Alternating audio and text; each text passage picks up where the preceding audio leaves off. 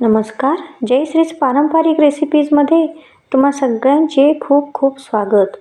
आज आपण चमचमीत व रस्सेदार अगदी मस्त अशी सोयाबीनची भाजी बनवणार आहोत. तर ह्यासाठी एक मसाला आपण तयार करून घ्यायचा आहे. तर अगदी खायला खूप मस्त अशी भाजी लागते. तर रेसिपी आवडल्यास प्लीज एक लाईक करा, चॅनलला सबस्क्राईब करा व बाजूचं बेल आयकॉन बटन नक्की प्रेस करा. चला मग आपण पाहूयात प्रोटीनने भरपूर ही सोयाबीनची भाजी कशी बनवायची.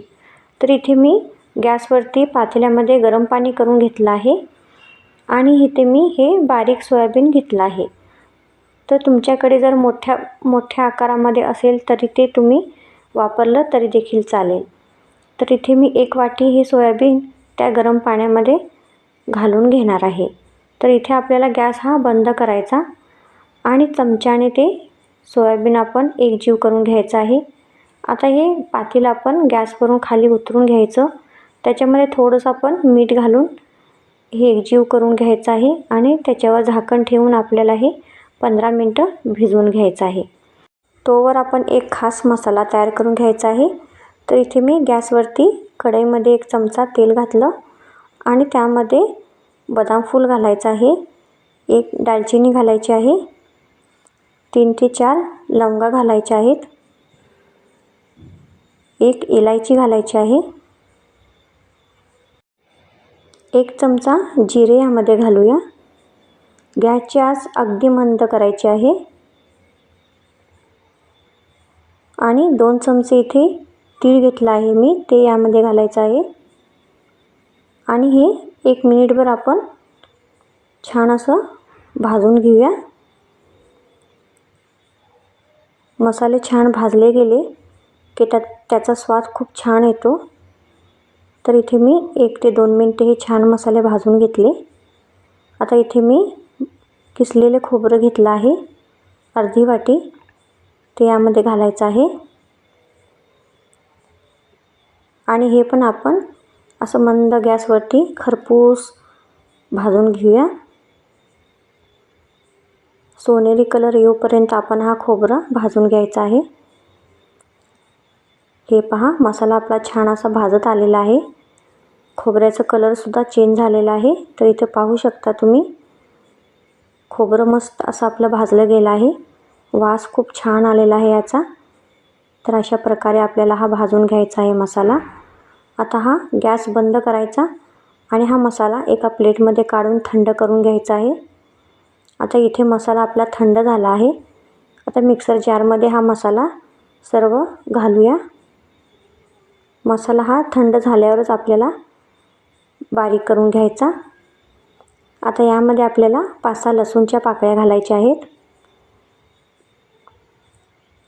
आल्याचे तुकडे काही यामध्ये घालायचे आहेत.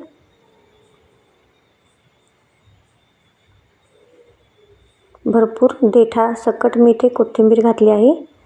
आता हे आपल्याला एकदम बारीक वाटून घ्यायचं आहे पाणी घालून. हे अशा प्रकारे हे मी पहा असं बारीक करून घेतलं आहे.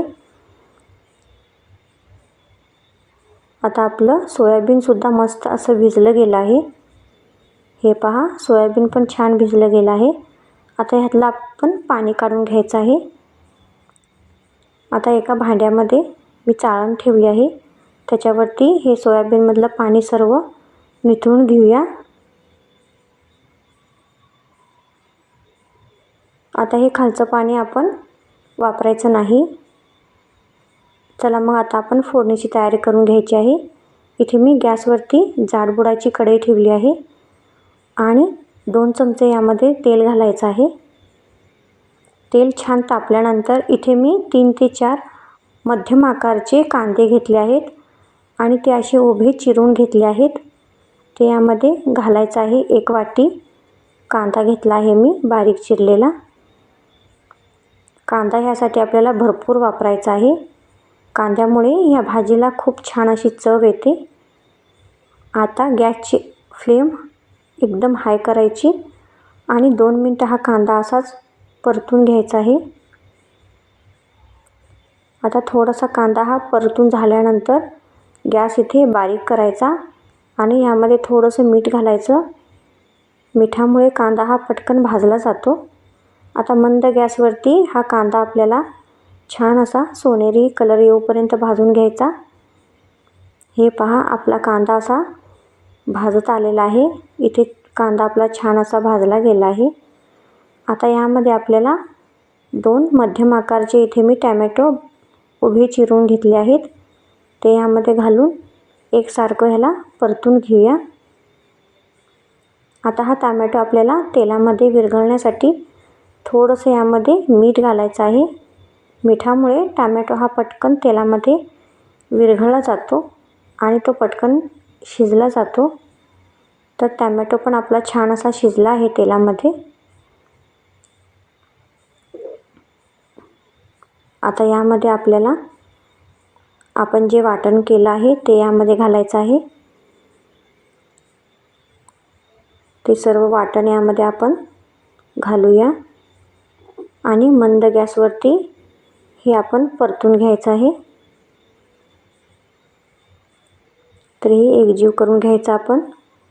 तर इथे आपल्याला तेल सुटूपर्यंत हा मसाला असंच एकसारखा परतून घ्यायचा आहे. 2 ते 3 मिनटं लागतात. तर इथे पहा, तेल हे सुटायला लागलं आहे, म्हणजे हा मसाला आपला छान असा भाजला गेला आहे. आता आपण यामध्ये काही सुके मसाले घालणार आहोत. तर इथे मी 1 चमचा हे लाल तिखट घातलं आहे काश्मीरी, आणि 1 चमचा आपलं जे घरचं साठवणीचं लाल तिखट असतं ते घातलं आहे. तुमच्याकडे जे तिखट असेल ते तुम्ही यामध्ये वापरू शकता. 1 चमचा धने पावडर घालायची आहे. 1 चमचा जिरे पावडर घालू यामध्ये व थोडीशी हळद पण घालायची आहे. तर तो व्हिडिओ माझ्याकडे स्किप झालेला आहे. आता हे सर्व मसाले आपल्याला एकजीव करून घ्यायचा आहे मंद गॅसवरती. हे पहा, मसाले आपले छान असे भाजले गेले आहेत. 1-2 मिनटं हे भाजून घ्यायचे असेच. आता यामध्ये आपल्याला गरम पाणी घालायचं आहे. तर इथे मी 1 वाटी हे गरम पाणी यामध्ये घातलं आहे. आता हे एकजीव करून घ्यायचं आहे आपल्याला आणि तेल सुटूस्तोवर आपल्याला हा मसाला छान भाजून घ्यायचा आहे. हे पहा, तेल किती मस्त ह्याला सुटलेलं आहे. हा मसाला आपला छान असा शिजला गेला आहे. मसाला जर असा शिजला की भाजीला चव खूप छान येते आणि कोणत्याही भाजीमध्ये गरम पाणी घातलं की त्याची चव आणखीन वाढते. तर नेहमी भाज्या करताना हे गरम पाणीच ह्यामध्ये वापरा. आता हे आपण सोयाबीन यामध्ये घालून हे एकजीव करून घ्यायचं आहे. मसाला नेहमी तेल सुटूस्तोवर आपण भाजून घ्यायचा, म्हणजे भाजीला खूप छान चव येते. आता ह्याच्यावर झाकण ठेवून आपण 5 मिनटं शिजवून घ्यायचं आहे. आता ह्याची एक वाफ काढल्यानंतर आपण पाहूया. तर हे पहा, आपण पाणी न घालता किती छान ह्याला गिरवीप्रमाणे टेक्स्चर आलेलं आहे. तर मसाल्याचं पाणी आणि त्या सोयाबीनचं पाणी किती छान असं ह्याला सुटलेलं आहे. आता यामध्ये मी 1-1.5 वाटी गरम पाणी घातलेलं आहे. 1 चमचा गरम मसाला घातला आहे. तुमच्या गरजेनुसार तुम्ही यामध्ये पाणी घाला. तुम्हाला कसं पाहिजे, पातळ, घट्ट. चवीपुरतं मीठ घालायचं आणि झाकण ठेवून 5 मिनटं याला शिजवून घ्यायचं आहे मंद गॅसवरती. तर 5 मिनटं झाल्यानंतर आपण पाहूया. तर इथे पहा, ह्याचं तवंग किती छान आलेलं आहे.